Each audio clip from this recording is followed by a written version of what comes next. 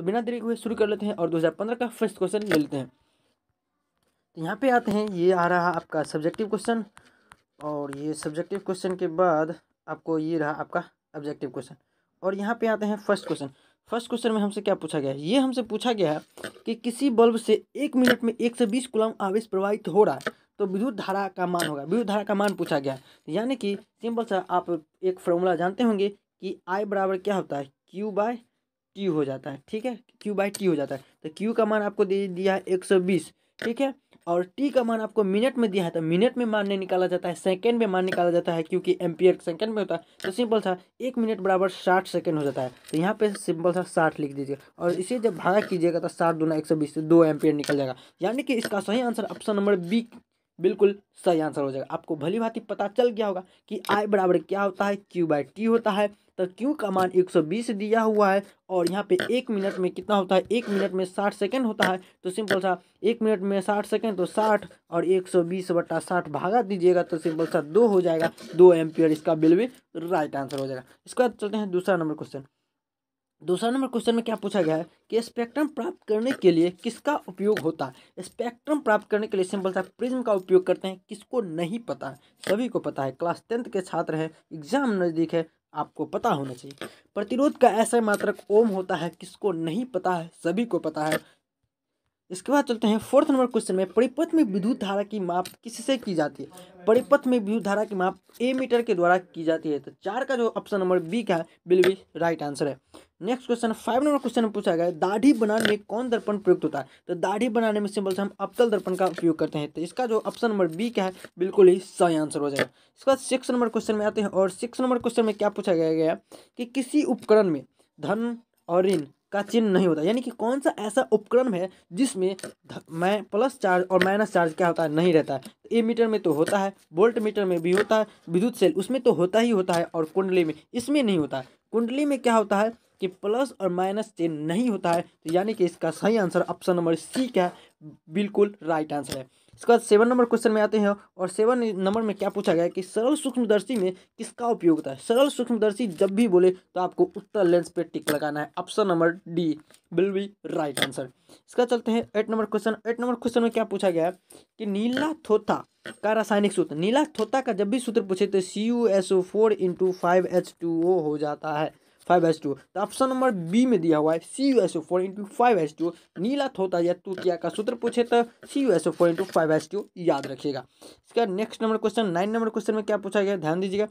Most important, निम्नलिखित में से कौन लवण है। लवण आपको बताना है कि यहाँ जो ऑप्शन दिया हुआ है इसमें लवण कौन हो जाएगा। तो HCl ये तो अम्ल हो जाएगा, OH लगा है ये तो आपका सिंपल सा भस्म हो जाएगा, और यहाँ पे भी OH लगा है ये भी आपका भस्म हो जाएगा। लेकिन K2SO4 ये क्या है, लवण है। K2SO4 क्या है, लवण है। ऑप्शन नंबर सी इसका बिल्कुल राइट आंसर हो जाएगा। नेक्स्ट क्वेश्चन, नाइट्रोजन अणु में कितने सहसंयोजक बंधन होते हैं। नाइट्रोजन क्या पूछा गया कि नाइट्रोजन होता है, इसमें कितने सहसंयोजक होते हैं, ये पूछा गया था। नाइट्रोजन में सिंपल सा कितने, 3 हो जाते हैं, 3। ठीक है, option number D will be right answer. Next question में आते हैं, संगमरमर का रासायनिक सूत्र। संगमरमर का CaCO3 हो जाता है, ऑप्शन नंबर ए में दिया हुआ है CaCO3 संगमरमर का रासायनिक सूत्र होता है, याद रखिएगा। नेक्स्ट क्वेश्चन में आते हैं, और 7 नंबर क्वेश्चन में वन संपदा का एक उदाहरण है।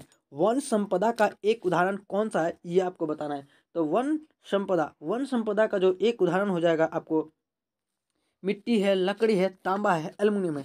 तो मिट्टी तो यहाँ पे वन संपदा का नहीं होगा, ठीक है। इसके बाद आते हैं तांबा, ये भी नहीं होगा। एल्युमिनियम वन संपदा में क्या होता है, लकड़ी होता है, ऑप्शन नंबर बी, किसको नहीं पता है। इसका नेक्स्ट नंबर क्वेश्चन 13 में, चीनी का रासायनिक सूत्र पूछा है। तो C12H22O11 हो जाता है चीनी का रासायनिक सूत्र, ऑप्शन नंबर सी। और C6H12O6 किसका, तो ग्लूकोज का हो जाता है। ग्लूकोज का सूत्र C6H12O6 और चीनी का C12H22O11 याद रखिएगा। इसका नेक्स्ट नंबर क्वेश्चन में आते हैं, यहाँ पे क्या पूछा है, सोडियम कार्बोनेट के जलीय घोल में मिथाइल ऑरेंज का घोल मिलाने पर घोल का रंग परिवर्तित होकर कैसा हो जाता है। मिथाइल का जो रंग होगा वो कैसा हो जाएगा, ये सिंपल सा पूछा है। सोडियम कार्बोनेट के जलीय घोल में मिथाइल ऑरेंज का घोल मिलाने पर घोल का रंग क्या हो जाता है, परिवर्तित होकर कैसा हो जाता है, किसमें, सोडियम कार्बोनेट के जलीय घोल में मिथाइल ऑरेंज का घोल मिला देने पर। तो सोडियम कार्बोनेट में मिथाइल ऑरेंज का घोल हम सिंपल से क्या करेंगे, मिला देंगे तो हमें वो जो प्राप्त होगा पीला रंग प्राप्त होगा। कौन सा? पीला रंग। तो 14 का ऑप्शन नंबर ए क्या है? बिल बी राइट आंसर है। इसका नेक्स्ट क्वेश्चन में आते हैं और यहाँ पे 15 में क्या पूछा है? स्वपोषी पोषण के लिए आवश्यक है। तो स्वपोषी पोषण के लिए आवश्यक क्या हो जाएगा? कार्बन डाइऑक्साइड गैस होगा, क्लोरोफिल होगा, सौर प्रकाश होगा, सूर्य का प्रकाश होगा, लेकिन इनमें से सभी हो जाएगा। यानी कि कार्बन डाइऑक्साइड, क्लोरोफिल और सौर प्रकाश स्वपोषी पोषण के लिए बहुत ही आवश्यक है। तो इसका जो सही आंसर डी हो जाएगा। नेक्स्ट क्वेश्चन में आते हैं। इंसुलिन की कमी से मधुमेह रोग हो जाता है। ऑप्शन नंबर सी हो जाएगा। इंसुलिन की कमी से कौन सा रोग? तो मधुमेह रोग हो जाता है, याद रखिएगा। नेक्स्ट क्वेश्चन में आते हैं और यहाँ पे क्या पूछा गया है कि खुला परिसंचरण तंत्र किसमें पाया जाता है? खुला परिसंचरण तंत्र का बात पूछा गया है। तो खुला परिसंचरण तंत्र कॉकरोच में पाया जाता है। किसमें पाया जाता है? कॉकरोच जो होता है, कॉकरोच में खुला परिसंचरण तंत्र पाया जाता है। 18 नंबर क्वेश्चन में आते हैं और 18 नंबर क्वेश्चन में क्या पूछा गया है कि यूरो एच का संबंध है। यूरो एच का संबंध किससे हो जाएगा? तो वायु प्रदूषण से यूरो एच का संबंध हो जाएगा। 19 नंबर क्वेश्चन में आते हैं और 19 नंबर क्या पूछा गया है? निम्नलिखित में कौन जैव अनिम्नीकरणीय पदार्थ है? एक होता है निम्नीकरणीय, एक होता है अनिम्नीकरणीय। तो यहाँ पे अनिम्नीकरणीय पदार्थ पूछा गया है कि अनिम्नीकरणीय पदार्थ कौन है। यहाँ पे जो हो जाएगा कागज, वही तो नहीं होगा। और यहाँ पे कितना नंबर क्वेश्चन में थे? 19 नंबर क्वेश्चन में। ये रहा आपका 19 नंबर क्वेश्चन। ये रहा 2015 का फर्स्ट सेटिंग का था। फर्स्ट सेटिंग का कहाँ भाग जाता है तू? 19 नंबर क्वेश्चन आ जा। ये रहा आपका, आगे पहुँच गया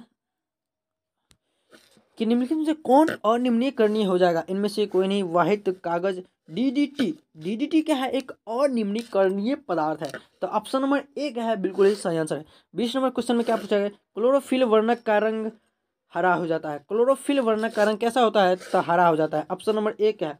बिल्कुल ही सही आंसर है। इसके बाद चलते हैं 20 नंबर क्वेश्चन हो गया, यानी कि 2015 में मात्र 20 ही क्वेश्चन पूछे गए थे।